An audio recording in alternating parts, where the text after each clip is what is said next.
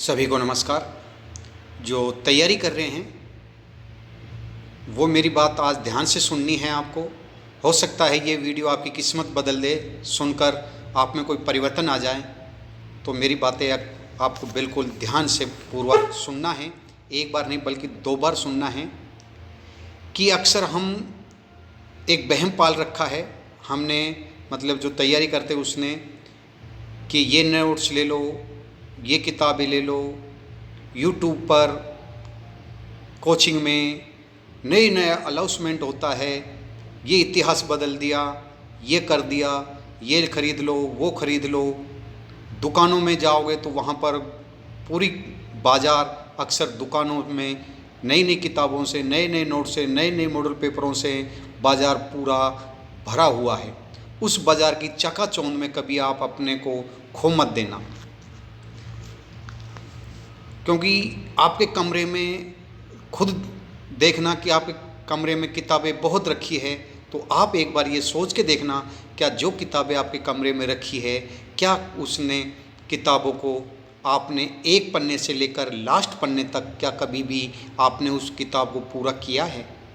खुद से ये सवाल करना बैठकर कि मेरे कमरे में जहाँ पर मैं तैयारी करता हूँ या करती हूँ, वहाँ पर जो किताबें रखी हैं, क्या मैंने ईमानदारी से उस पूरी किताब को पढ़ा है, पहले पन्ने से लास्ट पन्ने तक?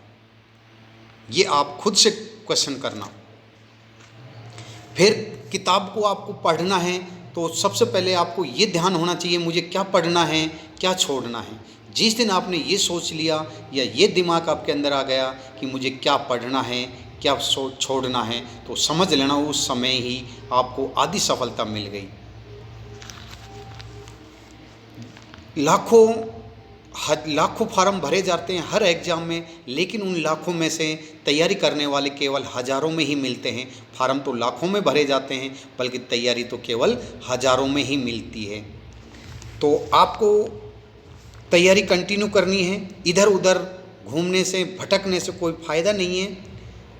आप देखते होंगे यूट्यूब पर कोचिंग में नए नए अनाउंसमेंट करते हैं, ये नोट्स ले लो, ये कोचिंग में से ये ले लो, ये इतिहास रच दिया है हमने, ऐसा कर दिया है। तो मैं कह रहा हूँ वो कोचिंग वाले, वो यूट्यूबर वाले केवल आपके माँ बाप के, आपके पति के, आपके भाई बहनों के जो पसीना है, जो सपना है, उनको लूट रहे हैं, उनको लूट रहे हैं वो, क्योंकि नई नई अनाउंसमेंट करके आपको गुमराह कर रहे हैं। केवल पढ़ाई तो नियमित होती है। कोई ये कह दे आपसे कि 15 घंटे पढ़ाई करो, 10 घंटे पढ़ाई करो, ये सब झूठ है। क्योंकि तैयारी तो केवल 3 घंटे 4 घंटे की ही होती है। अगर सच्चे मन से, ईमानदारी से तैयारी करें तो केवल 3 घंटे 4 घंटे की ही तैयारी होती है। जो ये कहता है कि 15 घंटे तैयारी करता हूँ या करती हूँ तब मेरा सिलेक्शन हुआ, ये सब गलत है। क्योंकि 15 घंटे तैयारी कोई नहीं कर सकता। नियमित रूप से तैयारी करो आप, मैं खुद कह रहा हूँ, आप नियमित रूप से तैयारी करो और केवल 3 या 4 घंटे भी तैयारी करो तो उसमें 100% आपका सिलेक्शन हो जाएगा। नियमित रूप से, ये नहीं कि एक दिन 5 घंटे पढ़ लिया, एक दिन 2 घंटे पढ़ लिया, एक दिन पढ़ाई नहीं है, 3 दिन नहीं पढ़ा, तो ये पढ़ाई नहीं होती है। पढ़ाई होती है नियमित रूप से, चाहे आंधी आए, तूफान आए या कितनी भी प्रॉब्लम आए, हमें तैयारी करनी है, नियमित रूप से करनी है। ये चकाचौंध में आप न पढ़ें। और जब आप तैयारी करते हैं तो सबसे पहले आपके दिमाग में सिलेबस ध्यान होना चाहिए कि जिसकी मैं तैयारी कर रहा हूँ उसका ये सिलेबस है।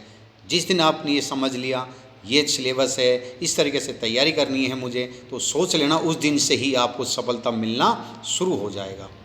तो आप ये चकाचौंध में न पढ़ें। नया नया टेस्ट सीरीज जो लोगों की चल रही है आपको गुमराह कर रहे हैं, मैं कर रहा हूँ, उन चक्रों में न पढ़ें। आपकी तैयारी केवल सेल्फ तैयारी ही सबसे बेस्ट है। सिलेबस को रखो और जो पुराने जो पेपर हैं, पुराने जो पेपर हुए हैं, उन पेपरों को लो।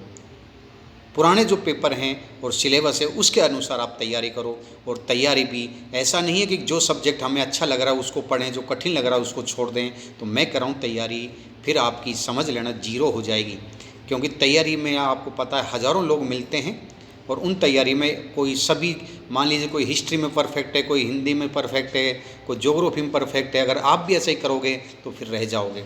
आपको ऑल सब्जेक्ट में परफेक्ट बनना है, ऑल सब्जेक्ट की तैयारी करनी है। ये नहीं कि मुझे मैथ नहीं आ रही तो मैथ को छोड़ दूँ, हिंदी आ रही है तो मैं हिंदी पर ज़्यादा फोकस करूं, ऐसा नहीं है। हमें सिलेबस के अकॉर्डिंग पूरा सिलेबस याद के अकॉर्डिंग करना है। पहले तो सिलेबस हमें याद होना चाहिए कि क्या सिलेबस है, उसके अनुसार हमें तैयारी करनी चाहिए। और अपने माँ बाप और गुरु का आशीर्वाद तो आपको हमेशा रखना है। उनका आशीर्वाद है तो निश्चित है आपको सफलता जरूर मिल जाएगी। धन्यवाद।